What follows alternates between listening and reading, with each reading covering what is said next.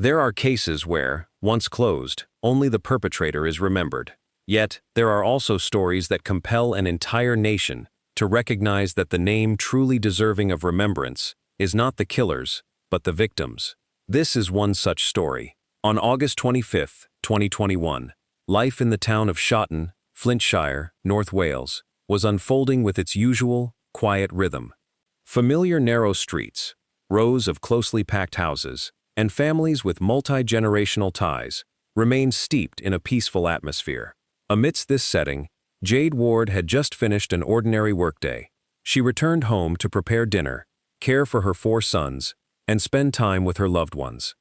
No one could have suspected that this would be the last day they saw her smile. Jade was only 27 years old. She was neither a celebrity nor a successful entrepreneur or an influential figure. She was simply a young mother working part-time at a local shop to support her family. Yet, to those who loved her, Jade was the life and soul of every gathering. Friends remember her for her friendliness and positive energy. Relatives recall her caring, thoughtful nature. And her children knew her as the mother who greeted every new day with hugs and bid them goodnight with tender kisses. She was their whole world. Those who knew Jade often mention one distinctive detail: her red lipstick. Almost every day she chose that same shade, a signature touch that made her naturally stand out. That lipstick didn't transform her into someone else. Rather, it simply accentuated the confidence that was already a part of her. Jade also loved fashion, not for the sake of luxury items, but for the feeling of dressing up and being herself after long hours of work and childcare. Whenever she gathered with friends, she was always the first to hit the dance floor. It wasn't because she sought the spotlight, but simply because she truly loved life. That is something many will always remember about Jade. Yet, behind that ever-smiling exterior lay a completely different story. For years, Jade lived in a relationship where her freedom was gradually stripped away. At first, it seemed like nothing more than excessive concern. Questions like, "Where are you?" or "Who are you with?" "When are you coming home?" Then came the need for control from her partner. He wanted to know who she was talking to, whom she was meeting, and with whom she was spending her time. Next came comments about her clothing, her makeup, or which friends she should avoid. Gradually, invisible boundaries were erected around Jade's life. These were not walls of brick and stone, but walls built of control. The frightening thing is that this type of control rarely appears overnight. It grows over time, to the point where many victims begin to believe it is simply a normal part of love. To outsiders, Jade's family appeared normal. They were raising 4 sons together. They had separated and reconciled multiple times. Each time, relatives hoped things would improve, and Jade herself held on to that hope. She believed people could change. She believed there was still a chance for her family. But reality took a completely different turn. Conflicts did not disappear. They merely subsided temporarily before erupting again with greater intensity. Over time, Jade realized that waiting for others to change was no longer the answer. She needed to protect herself and her children. In the summer of 2021, after years of trying to save the marriage, Jade made the most difficult decision of her life: to end the relationship.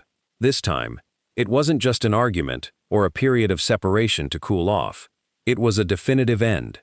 She informed her family and close friends that she would not be going back. It was a decision that brought her a sense of relief. After years of living under immense pressure, Jade began to envision a future, one where she could make her own decisions and where her 4 sons could grow up in peace. She reconnected with friends, attended social gatherings, and began to smile more, a change noticed by everyone around her. Little did anyone know that, just as Jade began to reclaim her life, a tragedy was quietly unfolding. Her decision had ended a relationship, but for the man she had lived with, that decision was unacceptable. Within days, Jade Ward's name became known across the United Kingdom, not for the loving life she had once led, but for a case that would forever alter the country's legal system. There is a heartbreaking truth often seen in cases of domestic abuse. The most dangerous moment is not when the victim stays, but when they decide to leave. For Jade Ward, the summer of 2021 was supposed to mark the beginning of a new chapter. After years in a volatile relationship, she finally found the strength to make the decision she had previously hesitated to take. This time, she was determined not to look back. There would be no more promises of change, no more making up only to fall back into that same old cycle. Jade told her family and close friends that she had ended her relationship with Russell Marsh. It was not a rash decision. It was the result of years of endurance, reflection, and internal struggle. Those who loved Jade noticed a change in her. She began to smile more and stayed in frequent contact with friends. She started attending gatherings she had rarely joined before. People remarked that it had been a long time since they had seen Jade so at ease. She seemed to be rediscovering her old self, a woman who loved life, music, and beautiful clothes, and who, above all, loved her 4 sons more than anything. Friends recalled that Jade often spoke of the future, not of grand plans, but simply of wanting her children to grow up in a peaceful environment, taking them on trips, and watching them mature. These were the simple dreams of any mother, but for Jade, they had become her most important goals. While Jade began to rebuild her life, Russell Marsh refused to accept that their relationship was over. As was later revealed in court, he remained obsessed with her and closely monitored her private life, tracking whom she met, whom she spoke to, and what she was doing. This behavior went far beyond ordinary concern. It was a pathological obsession. Experts call this coercive control, a pattern of behavior in which an abuser seeks to maintain control even after the relationship has ended. Alarmingly, these signs often go undetected at first. There was no shouting, no physical altercations witnessed by neighbors. It all unfolded silently. Yet, the psychological pressure weighing on the victim continued to mount. Jade's family had hoped that the breakup would put an end to the situation, believing that time would help both parties come to terms with reality. No one suspected that the situation was quietly taking a dangerous turn. Just weeks before the incident, Jade had attended a gathering with friends. It was an ordinary evening, filled with laughter, music, and the joy of reuniting with old friends. According to testimony later revealed, during a particular encounter, Jade shared intimate moments with another man. To most people, this was simply a sign that she was moving on after the breakup. But to Russell Marsh, it was an unforgivable betrayal. Witnesses recounted that Marsh had once declared, if he couldn't have Jade, no one else would. At the time, few believed those words would ever come true. Remarks made in the heat of jealousy are often dismissed as mere momentary outbursts. Yet in many instances, those seemingly innocuous statements are actually the clearest warning signs. In late August 2021, Jade continued with her daily routine. She went to work, did the school run, cared for her family, and visited her grandmother, who had recently undergone surgery. Friends recalled that Jade always appeared with her familiar smile and signature red lipstick. No one noticed any signs of fear in her. Perhaps Jade herself believed she had weathered the worst of it. On the evening of August 25th, she devoted her time entirely to her 4 sons. After dinner, Jade helped the boys get ready for bed. She hugged and kissed each child goodnight, just like any other mother. No one in that small home knew it would be the last time the 4 boys heard their mother say goodnight. As the house fell silent, Russell Marsh was working a night shift dozens of kilometers away. His colleagues were completely unaware that he was harboring a different plan. According to case records, Marsh approached his manager and asked to leave early, claiming a relative was facing a medical emergency and had been hospitalized. However, investigators later determined that this was merely a lie intended to conceal the true motive. From the moment the vehicle left the workplace, a network of traffic cameras, license plate recognition systems, and mobile phone data inadvertently captured the entire journey, evidence that would prove pivotal in court. Yet, on that night, no one knew that a man was driving through the darkness, heading straight for the home where Jade and her 4 sons lay fast asleep. And within a few short hours, tragedy struck, forever altering the lives of those 4 children. In the early hours of August 26, 2021, Shotton lay fast asleep. The streets were virtually deserted. Yellow streetlights cast a glow onto the cold, damp pavement following a quiet night. No one suspected that, within minutes, a tragedy would unfold inside an ordinary house in this neighborhood. At the home on Chevrons Road, Jade Ward had gone to bed after a long day. Her 4 sons were also fast asleep in the next room, a scene familiar to thousands of families. A mother had finished her work and tended to her children before resting in preparation for the new day. No one in the house knew that Jade's estranged husband was on his way back. Investigations revealed that after leaving work under a false pretext, Russell Marsh had driven toward Shotton. His journey was later reconstructed using traffic camera footage, automatic number plate recognition systems, and mobile phone data. Every leg of the trip pointed to one conclusion: this was no random drive. It was a journey with a specific destination. When the car pulled up near the house, the neighborhood remained completely silent. There were no screams or arguments. Everyone was still fast asleep. Marsh approached the front door of the house that had once been his home, a place where Jade was building a new life, one free from his presence.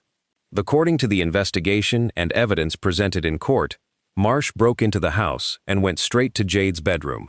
The events that followed unfolded in a very short span of time, yet their consequences would haunt Jade's family for the rest of their lives. Forensic experts later determined that Jade had attempted to fight back. Injuries on her body indicated that she had not simply resigned herself to her fate. The wounds on her hands and arms were consistent with defensive reflexes, instinctive attempts to shield her body from the attack. This meant Jade had fought back, not only for herself, but also for the 4 children sleeping in the house. It was the ultimate maternal instinct. According to the autopsy results presented in court, Jade died from strangulation during the assault. Marsh did not leave the scene immediately after committing the crime. That was a detail that particularly caught the investigators' attention. Instead of panicking and fleeing, he carried out a series of calculated actions. According to the case file, Jade's body had been covered with clothing in the bedroom, and the door was latched before Marsh left. Investigators believed these actions indicated the killer maintained a certain level of composure after the crime. However, the most shocking part of the story was yet to come. 2 of Jade's 4 sons were still asleep. Marsh woke them up. The children were completely unaware of what had just happened to their mother, believing simply that an adult was taking them somewhere early in the morning. One can only imagine how the children felt later, realizing that when they walked out of the house, their mother was already gone forever. After taking the 2 boys away from the scene, Marsh drove to his parents' home near Chester before heading to the police station. There, he confessed to committing a terrible crime. A formal investigation was immediately launched. Shortly after 9 a.m., police arrived at the house on Chevron's Drive. They entered to find an eerie silence. Upon opening the bedroom door, investigators discovered the body of Jade Ward. She was only 27 years old. News spread rapidly across Shotton within hours. Those who had met Jade the day before could not believe that the woman who always wore a smile was gone. Neighbors began bringing flowers to the house, and an increasing number of handwritten cards appeared. Jade's friends could not comprehend why someone who always treated others with kindness had met such a tragic end. Her family was utterly devastated. For them, the most agonizing aspect was not merely Jade's passing, but the realization that her 4 sons would grow up without a mother. Meanwhile, investigators swiftly secured the scene, meticulously documenting traces and gathering evidence. They understood that bringing the perpetrator to justice required establishing the sequence of events through objective evidence. Digital data from surveillance cameras, phones, and vehicles helped piece together a nearly complete timeline, revealing Marsh's movements in the hours leading up to the crime. This would serve as a crucial basis for the jury to assess the nature of the case. Yet, as the investigation unfolded, no one foresaw that the upcoming trial would inflict further anguish upon Jade's family, as the man who had taken her life offered explanations that her loved ones would later describe as a profound insult to her memory. On March 7, 2022, nearly 7 months after Jade Ward's death, the trial of Russell Marsh officially began at Mold Crown Court. For the prosecution, it was a murder case supported by a comprehensive body of evidence. Yet, for Jade's family, every day entering the courtroom meant reliving that horrific night. Jade's parents, sister, and relatives sat quietly at the back of the courtroom. They understood that a conviction for Marsh might bring justice, but no verdict could bring Jade back. From the outset, the jury was shown the full timeline of events that investigators had spent months reconstructing. Traffic camera footage, data from automatic number plate recognition systems, mobile phone location data, and testimony from colleagues at the factory where Marsh worked. These elements pieced together a clear sequence of events. Marsh had deliberately left work, lied to his supervisors to leave early, and then driven dozens of kilometers to Schotten. There was no indication of a spontaneous act. Every decision had been made step by step. Consequently, the prosecution maintained that this was a premeditated murder. Forensic experts presented their findings, describing the marks on Jade's body, injuries to her arms and bruising indicating she had been restrained with great force. Injuries to her hands suggested she had fought back fiercely until her final moments. The cause of death was determined to be asphyxiation due to strangulation. These conclusions stood in stark contrast to Russell Marsh's testimony. This marked the most agonizing phase of the trial for Jade's family. Instead of accepting responsibility, Marsh began offering contradictory accounts. Initially, he claimed that Jade's death was an accident that occurred during sexual activity. When that account failed to align with the forensic evidence, he changed his story. This time, Marsh alleged that Jade had injured herself and then mocked him. The prosecution dismissed this explanation, as it was entirely inconsistent with the crime scene and objective evidence. For Jade's family, these words felt like a fresh stab wound. Having taken her life, Marsh was now attempting to tarnish the reputation of a woman who no longer had the chance to defend herself. Jade's mother later shared that the most agonizing period was not when she received the news of her daughter's death, but rather having to sit and listen to the killer repeatedly blame the victim. Throughout hours of argument, the prosecution focused on a crucial detail. If this had truly been an accident, as Marsh claimed, why did he lie to leave work? And why did he drive such a long distance? In the middle of the night? Why, after committing the crime, did he lock the bedroom door, cover the body with clothes, and take the children away from the scene? Each question further undermined the credibility of Marsh's testimony. Psychological experts were called in to analyze patterns of coercive control in relationships.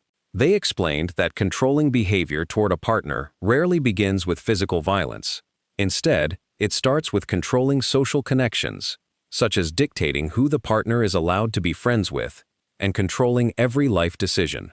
When the victim decides to leave, the risk of severe violence increases significantly. These analyses aligned perfectly with the descriptions Jade's family and friends gave of her marriage. After days of proceedings, the trial reached a pivotal moment. The jury retired to deliberate. A heavy atmosphere hung over the courtroom. No one knew how long it would take for them to reach a verdict. Yet, just 2 hours later, the door to the deliberation room opened. Everyone stood up. The foreperson looked directly at the judge. The question was read aloud. Is the defendant, Russell Marsh, guilty of murder? The answer rang out clearly. Yes. A single word. Yet, it brought a months-long investigation to a close. Jade's family embraced one another. Silent tears fell. It was not a moment of jubilation, but a sense that the truth had finally been legally acknowledged. A few days later, Russell Marsh was brought back to court for sentencing.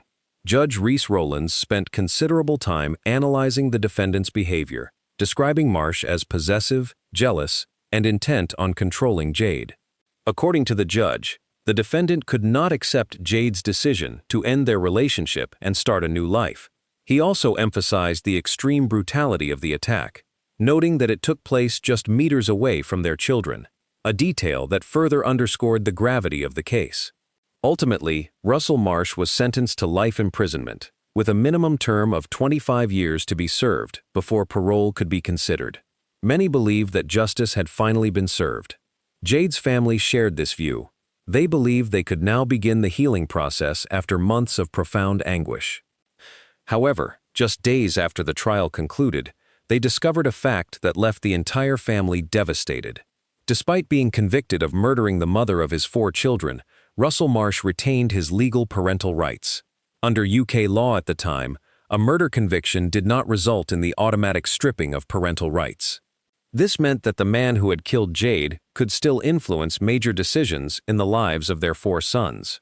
That discovery sparked an entirely new battle. Not a legal one, but a campaign to change the law itself, ensuring that no other family would have to endure a tragedy like that of Jade Ward. The trial had concluded. Russell Marsh was sentenced to life imprisonment. Many believed Jade Ward's story should end there. With the verdict delivered, the killer held accountable, and the family beginning to learn to live with their loss. Yet, just days after leaving court, Jade's family discovered a truth they found hard to believe. Under English law at the time, a person convicted of murdering their partner was not automatically stripped of parental rights regarding their shared children. This meant that Russell Marsh, the man who had taken Jade's life, could theoretically still participate in important decisions concerning their 4 sons. He could still receive information about the boys' schooling and medical records, as well as influence legal decisions regarding their futures. For Jade's family, it felt as though their ordeal was far from over. Jade's father declared that he could not accept the man who had destroyed his family retaining control over his grandchildren. Jade's mother shared that the mere thought of it made her feel as though her daughter remained unprotected, even after death. They realized that unless someone spoke up, this tragedy would repeat itself for other families. And so, a new battle began, not in an interrogation room or at a crime scene, but in the British Parliament. Jade's family launched a campaign calling for a change in the law. Friends, neighbors, and even strangers who had never met Jade joined together to sign a petition. In less than 3 weeks, over 100,000 signatures were submitted to the British government. This was no longer just Jade Ward's story. Her story resonated with thousands of children at risk of remaining under the control of the very person who had killed one of their parents. Jade's sister appeared on numerous television programs, gave interviews, and met with members of Parliament. She spoke of her sister not merely as a victim, but as a mother who loved her children above all else. The family did not want Jade to be defined solely by her tragic death. They wanted her remembered for the beautiful life she had lived. A young woman who always wore a smile and red lipstick, loved dancing at parties, and put her children first. These stories gradually touched the hearts of the public. Lawmakers began raising Jade Ward's case in Parliament, arguing that the law had to change. Someone who deliberately kills their child's other parent should not simply retain parental rights. After months of debate, the proposed legislative amendment was finally passed. A new regulation has been enacted whereby, if a person is convicted of murdering an ex-partner with whom they share a child, their parental rights are automatically suspended pending a court review, rather than remaining intact, as was previously the case. This legislation bears Jade's own name, Jade's Law. It is a rare occurrence. Few ordinary people ever have a law named after them. Yet Jade achieved this, not because she was famous or powerful, but because her family was determined not to let her death become merely a cold, impersonal statistic. Russell Marsh stole Jade's future, but he could not stop her family from forging a better future for other children. That is the great paradox of this case. The killer craved absolute control, yet ultimately, the enduring legacy is the name of the very woman he sought to erase from the world. Today, when Jade Ward is mentioned, people do not simply recall a tragic case. They remember a young mother, a woman who bravely chose to leave a toxic relationship and reclaim her life. Tragically, she did not live to continue on that path. Nevertheless, Jade's journey did not end in the early hours of August 26, 2021. It lives on in every discussion regarding domestic abuse and in every campaign raising awareness about coercive control. Families are now better protected by law thanks to changes stemming from her name. Jade Ward's case also offers a lesson that everyone should take to heart. Domestic abuse does not always begin with physical blows. It often begins with control. Controlling friends, clothing, phones, and finances. Controlling every choice made by the person the abuser claims to love. And the most dangerous moment is often when the victim decides to leave. That is why even seemingly minor warning signs must not be ignored. Repeated threats, excessive jealousy, or isolating a partner from family and friends. Any of these can signal an impending tragedy. Jade Ward had a whole future ahead of her. She should have been able to watch her 4 sons grow up, seeing them off to their first day of school, their graduations, and the days they built homes of their own. Those simple yet precious moments were stolen forever. Yet, Jade's name will endure, not just in court records or documentaries, but within the UK legal system itself. It is a legacy built on family love, the persistence of those who refuse to remain silent in the face of injustice, and the memory of a young mother who devoted her life to loving her children. If Jade's story touches your heart, please share it. The goal is not to spread fear, but to help more people understand that domestic abuse can begin with very small, subtle signs. Sometimes, early recognition and timely intervention can save a life. That is precisely what Jade Ward's family hopes for, so that no other child has to grow up with the same pain her 4 sons have endured.